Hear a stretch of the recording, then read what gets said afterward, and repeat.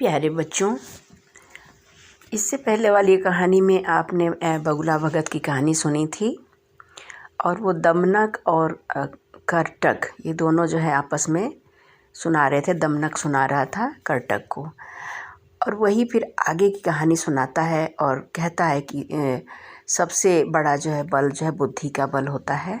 मुझे तो लगता है आप पहचान गए होंगे, मैं हूँ डॉक्टर जयंती त्यागी और मेरे इस चैनल का नाम है जया लिटरेचर। ठीक है, तो चलिए हम सबसे पहले अब ये कहानी सुनना शुरू कर देते हैं कि सबसे बड़ा बल बुद्धि का बल है ना। एक जंगल में भासुरक नाम का शेर रहता था। बहुत बलशाली होने के कारण वह प्रतिदिन जंगल के अनेक मृग, खरगोश, हिरण, रीछ, चीता आदि पशुओं को मारा करता था। एक दिन जंगल के सभी जानवरों ने मिलकर सभा की और निश्चय किया कि भासुरक शेर से प्रार्थना की जाए कि वह अपने भोजन के लिए प्रतिदिन एक पशु से अधिक की हत्या न किया करे। इस निश्चय को शेर तक पहुंचाने के लिए पशुओं के प्रतिनिधि माने नेता जो था वो शेर से मिले। उन्होंने शेर से निवेदन किया कि उसे रोज़ एक पशु बिना शिकार किए मिल जाएगा और मतलब पशु बहुत परेशान थे। वो शेर जिसको भी देखता था उसे ही मार देता था और इतने सारे पशुओं को एक दिन में तो वो खा नहीं सकता था और पशुओं की लाइफ भी जल्दी ख़त्म हो जाती थी। तो और सारे पशु डरे भी रहते थे। तो इन सब बातों से बचने के लिए उन्होंने एक सभा की और उन्होंने कहा कि जो हमारा जो नेता है वो शेर से मिलेगा, है ना, और उसके सामने हमारी बात रखेगा कि तुम सबको मत मारा करो और तुम्हें शिकार करने की भी ज़रूरत नहीं है। तुम्हारे पास तुम्हारे शिकार के लिए मतलब तुम्हारे शिकार करके ही भोजन करता है ना। कोई पशु तो अपने आप जाके नहीं कहता ना कि लो मेरे को खा लो। लेकिन अब जो है कहानी में ऐसा होगा, जो पशुओं के जो लीडर था, प्रतिनिधि था, वो जाके वो कहता है कि भाई तुम्हें शिकार नहीं करना पड़ेगा, तुम्हें ये फ़ायदा हो जाएगा और हम सारे पशु जो है मतलब निश्चिंत होकर जो है रह सकेंगे जंगल में, डरे डरे नहीं रहेंगे, छिपना नहीं पड़ेगा और तुम्हारे भोजन के लिए एक पशु जो है हम रोज़ तुम्हारे पास भेज देंगे, है ना। तो इस बात पर डील करनी है, इस बात पर समझौता करनी है। तो ऐसे ही करके जो है गए उनके पास, पशुओं का शिकार ना किया करे ऐसा कहकर जो है शेर को कहा, मतलब पशुओं के प्रतिनिधि ने। तो शेर जो है यह बात मान गया, बिना कुछ किए मिल रहा था रोज़ और क्या। दोनों ने प्रतिज्ञा की कि वे अपने वचनों का पालन करेंगे। ठीक है, तो उस दिन के बाद से वन के अन्य पशु जो है वन में निर्भय होकर घूमने लगे। उन्हें शेर का भय नहीं रहा। शेर को भी घर बैठे पशु मिलता रहा। शेर ने यह धमकी दे दी थी कि जिस दिन उसे कोई पशु नहीं मिलेगा उस दिन वह फिर अपने शिकार पर निकल जाएगा और मनमाने पशुओं की हत्या कर देगा। इस डर से भी सब पशु यथाक्रम माने जब जिसकी बारी आती है ना, तो एक एक पशु को शेर के पास जो है भेजते रहे। बाकी जानवर जो है वो निर्भय होकर जंगल में विचरण करते रहे, क्योंकि उन्हें पता था कि उन्हें वो तब जाएंगे जब उनकी बारी आएगी। इसी क्रम से एक दिन खरगोश की बारी आ गई। खरगोश शेर की मांद की ओर चल पड़ा, किंतु मृत्यु के भय से उसके पैर नहीं उठते थे। मौत की घड़ियों को कुछ देर और टालने के लिए वह जंगल में इधर उधर भटकता रहा। एक स्थान पर उसे एक कुआं दिखाई दिया। कुएं में झांक कर देखा तो उसे अपनी परछाई दिखाई दी। उसे देखकर उसके मन में एक विचार उठा, क्यों ना भासुरक को उसके वन में दूसरे शेर के नाम से उसकी परछाई दिखाकर इस कुएं में गिरा दिया जाए। तो यही उपाय सोचता सोचता वह भासुरक शेर के पास बहुत समय बीतने पर पहुंचा, मतलब देर से पहुंचा। शेर उस समय तक भूखा प्यासा होंठ चाटता बैठा था। उसके भोजन की घड़ियां बीत रही थी। वह सोच ही रहा था कि कुछ देर और कोई पशु न आया तो वह अपने शिकार पर चल पड़ेगा और पशुओं के खून से सारे जंगल को सींच देगा। इसी बीच वह खरगोश उसके पास पहुंच गया और प्रणाम करके बैठ गया। खरगोश को देखकर शेर ने क्रोध से लाल लाल आंखें करते हुए गरज कर कहा, नीच खरगोश, एक तो तू इतना छोटा है और फिर इतनी देर लगा कर आया है। आज तुझे मारकर कल मैं जंगल के सारे पशुओं की जान ले लूँगा, वंश नाश कर दूँगा। खरगोश ने विनय से सिर झुकाकर उत्तर दिया, स्वामी, आप व्यर्थ क्रोध करते हैं। इसमें न मेरा अपराध है और न ही अन्य पशुओं का। कुछ भी फैसला करने से पहले देरी का कारण तो सुन लीजिए। शेर, जो कुछ कहना है जल्दी कह, मैं बहुत भूखा हूँ। कहीं तेरे कुछ कहने से पहले ही तुझे अपनी दाढ़ों में न चबा जाऊँ। खरगोश, स्वामी, बात यह है कि सभी पशुओं ने आज सभा करके और यह सोचकर कि मैं बहुत छोटा हूँ, मुझे तथा अन्य 4 खरगोशों को आपके भोजन के लिए भेजा था। हम पांचों आपके पास आ रहे थे कि मार्ग में कोई दूसरा शेर अपनी गुफा से निकल कर आया और बोला, अरे किधर जा रहे हो तुम सब? अपने देवता का अंतिम स्मरण कर लो, मैं तुम्हें मारने आया हूँ। मैंने उसे कहा, हम अपने स्वामी भासुरक शेर के पास आहार के लिए जा रहे हैं। तब वह बोला, भासुरक कौन होता है? यह जंगल तो मेरा है, मैं ही तुम्हारा राजा हूँ। तुम्हें जो बात कहनी हो मुझसे कहो। भासुरक चोर है, तुम में से 4 खरगोश यहीं रह जाएं। एक खरगोश भासुरक के पास जाकर उसे बुला लाए, मैं स्वयं उससे निपट लूँगा। हम में से जो शेर अधिक बली होगा वही इस जंगल का राजा होगा। अब मैं किसी तरह उससे जान छुड़ाकर आपके पास आया हूँ, इसीलिए मुझे देर हो गई। आगे स्वामी की जो इच्छा हो करें। यह सुनकर भासुरक बोला, ऐसा ही है तो जल्दी से मुझे उस दूसरे शेर के पास ले चल। आज मैं उसका रक्त पीकर ही अपनी भूख मिटाऊंगा। इस जंगल में मैं किसी दूसरे का हस्तक्षेप पसंद नहीं करता। खरगोश, स्वामी, यह तो सच है कि अपने स्वत्व के लिए, स्वत्व माने अपनी प्रतिष्ठा के लिए, अपने जीवन के लिए युद्ध करना आप जैसे शूरवीरों का धर्म है, किंतु दूसरा शेर अपने दुर्ग में बैठा है। दुर्ग अर्थ है किला, है ना, या गुफा। यहाँ पे गुफा, दुर्ग से बाहर आकर ही उसने हमारा रास्ता रोका था। दुर्ग में रहने वाले शत्रु पर विजय पाना बड़ा कठिन होता है। दुर्ग में बैठा एक शत्रु 100 शत्रु के बराबर माना जाता है।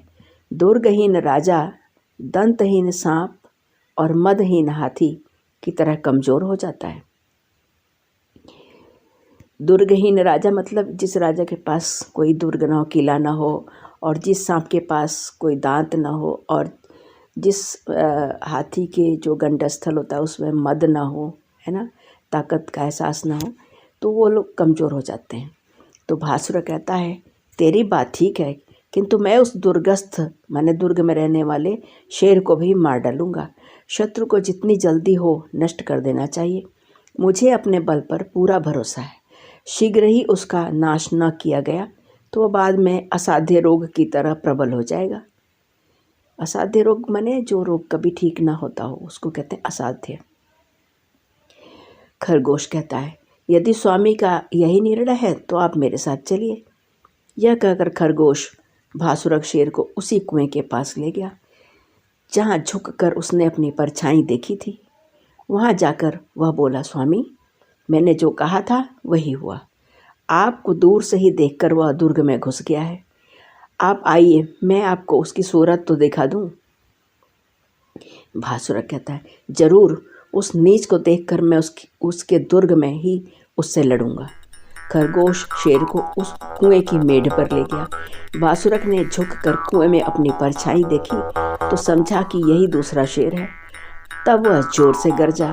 उसकी गर्ज के उत्तर में कुएं से दुगनी आवाज़ पैदा हुई।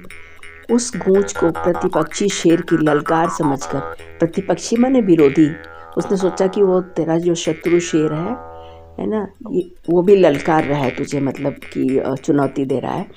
तो उस गूंज को प्रतिपक्षी शेर की ललकार समझकर भासुर उसी क्षण, मैंने तुरंत उसी पल कुएं में कूद पड़ा और वहीं पानी में डूबकर प्राण दे दिया। और वहाँ पे कोई शेर तो था नहीं, उसी की परछाई थी। तो अब देखो, खरगोश ने अपनी बुद्धिमत्ता से शेर को हरा दिया। वहाँ से लौटकर वह पशुओं की सभा में गया। उसकी चतुराई सुनकर और शेर की मौत का समाचार सुनकर सब जानवर खुशी से नाच उठे। इसीलिए मैं कहता हूँ, बली वही है जिसके पास बुद्धि का बल है। दमनक ने कहानी सुनाने के बाद करकट से कहा कि तेरी सलाह हो तो मैं भी अपनी बुद्धि से उनमें फूट डलवा दूँ। किन में फूट डलवाऊँ? उस संजीवक बैल में और पिंगलक नाम के शेर में। बच्चों, अभी तक आप ये बात नहीं समझ पाएंगे अगर आप मेरे पहले के वीडियो नहीं देखेंगे। आप इससे पहले के 2 या 3 वीडियोज़ हैं वो देख लीजिए, तब आपको जो है ये समझ आएगा कि मैं किसकी बात कर रही हूँ। शुरू में जो है संजीव शेर और पिंगलक, वहीं से कहानी शुरू हुई है। तो आप उस वीडियो को जाकर देख लीजिए। साथ ही मेरे चैनल को सब्सक्राइब भी कर लीजिएगा ताकि आगे की वीडियो भी आप तक पहुंच सके।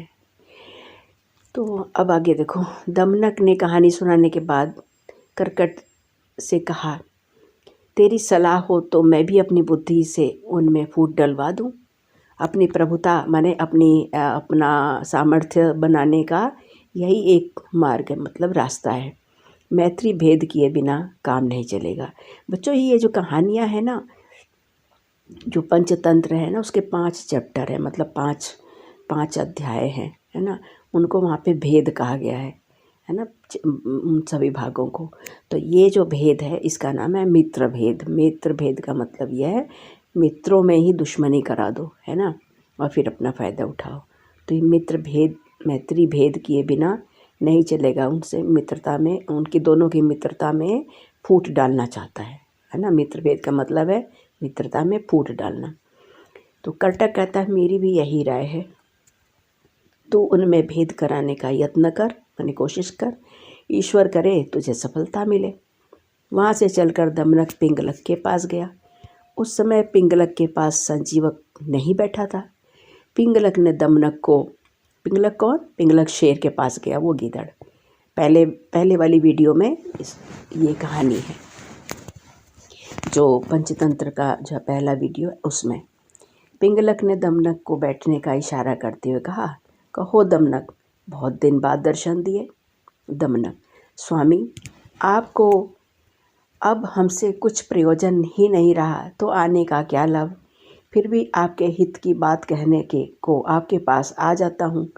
हित की बात बिना पूछे भी कह देनी चाहिए। पिंगलक कहता है, जो कहना हो निर्भय होकर कहो, मैं अभय वचन देता हूँ। दमनक कहता है, स्वामी, संजीवक आपका मित्र नहीं है, बैरी है। एक दिन उसने मुझे एकांत में कहा था, पिंगलक का बल मैंने देख लिया है, उसमें विशेष सार नहीं है, मतलब वो कुछ खास बलशाली नहीं है। उसको मारकर मैं तुझे मंत्री बनाकर सब पशुओं पर राज्य करूँगा। दमनक के मुख से इन वज्र की तरह कठोर शब्दों को सुनकर पिंगलक ऐसा चुप रह गया मानो मूर्छना छा गई हो। मूर्छना माने बेहोशी। दमनक ने जब पिंगलक की यह अवस्था देखी तो सोचा, पिंगलक का संजीवक से प्रगाढ़ स्नेह है, संजीवक ने इसे वश में कर रखा है। जो राजा इस तरह मंत्री के वश में हो जाता है वह नष्ट हो जाता है। यह सोचकर उसने पिंगलक के मन से संजीवक का जादू मिटाने का निश्चय और भी पक्का कर लिया।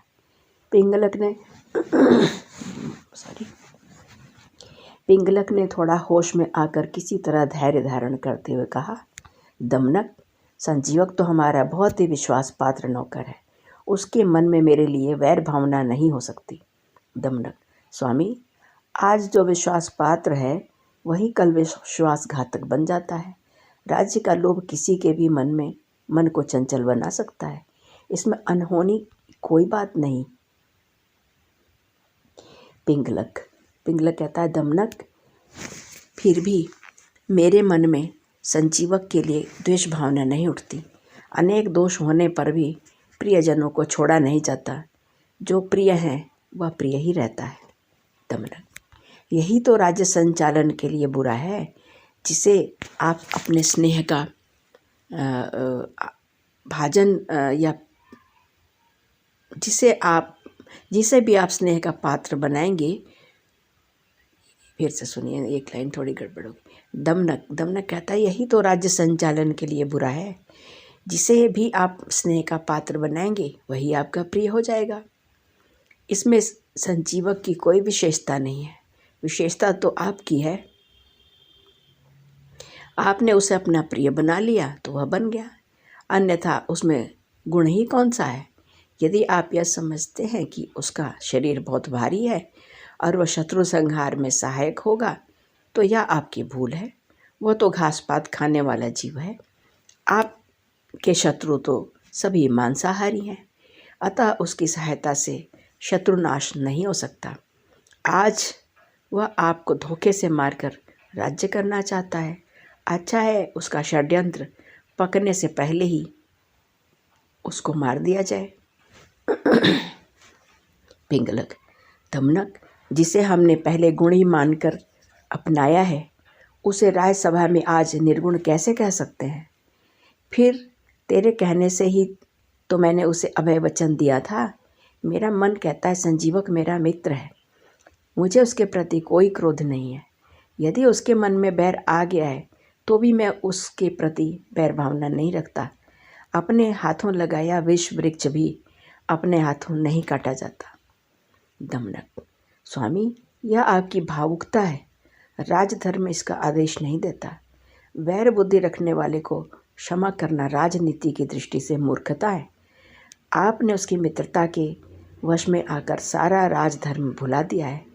आपके राजधर्म से च्युत माने गिर जाने के कारण, है ना, च्युत हो जाने के कारण ही जंगल के अन्य पशु आपसे विरक्त हो गए हैं।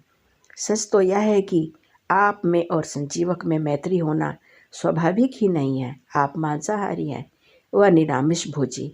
निरामिष भोजी मतलब शाकाहारी। यदि आप उस घास पात खाने वाले को अपना मित्र बनाएंगे तो अन्य पशु आपसे सहयोग करना बंद कर देंगे। यह भी आपके राज्य के लिए बुरा होगा। उसके संग से आपकी प्रकृति में भी वे दुर्गुण आ जाएंगे जो शाकाहारियों में होते हैं। शिकार से आपको अरुचि हो जाएगी। आपका सहवास आपकी अपनी प्रकृति के पशुओं से ही होना चाहिए।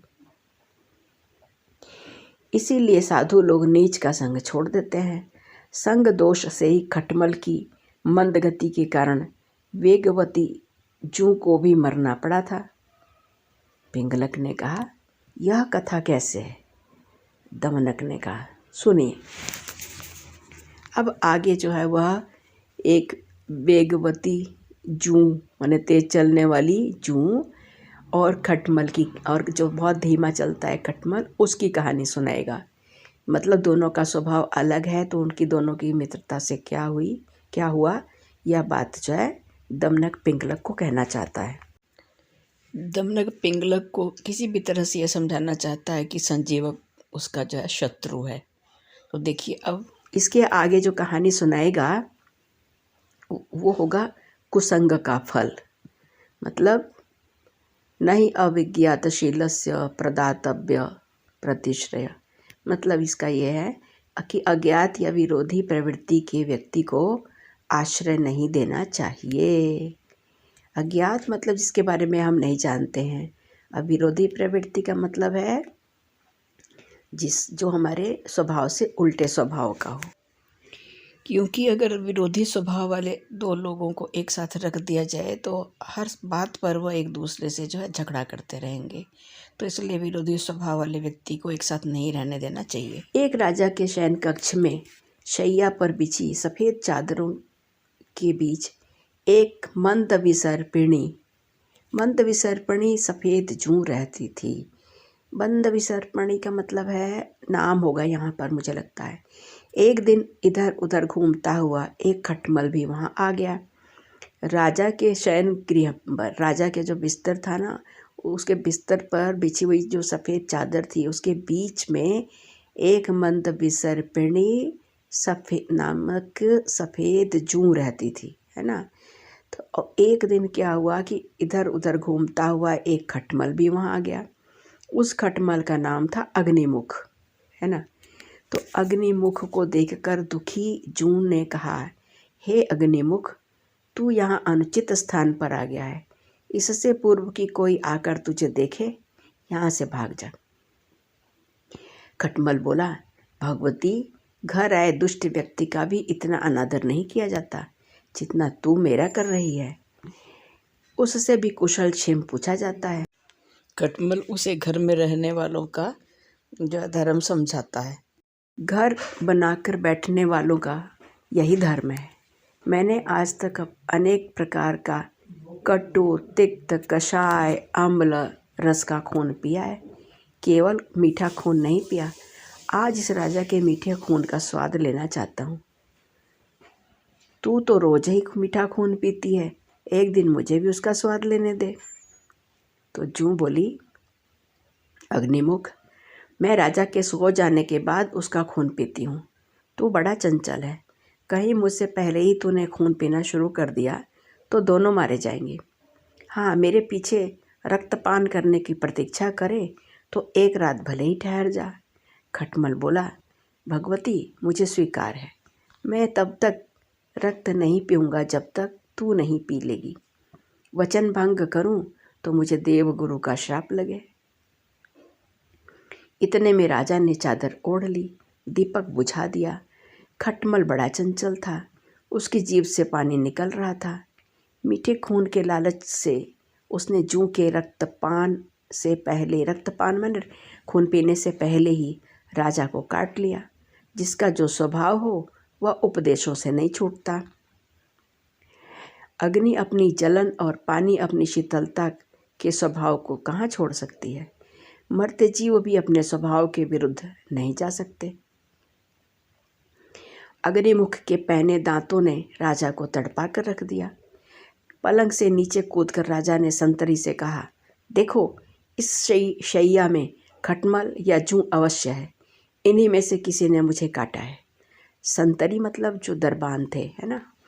संतरियों ने दीपक जलाकर चादर की तह देखनी शुरू कर दी।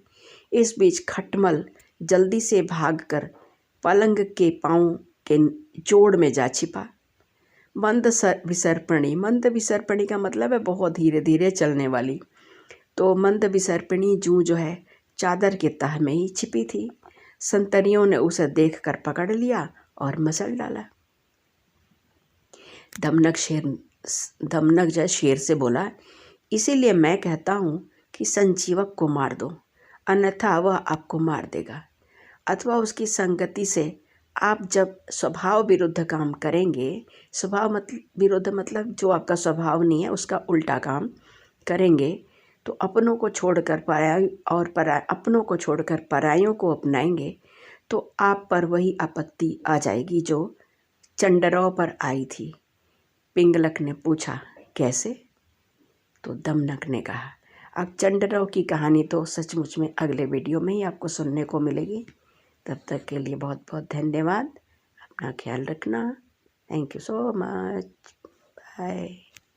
और प्यारे बच्चों, मेरे चैनल को सब्सक्राइब कर देना, ठीक है, तभी ना आपको आगे की कहानियाँ मिल पाएंगी।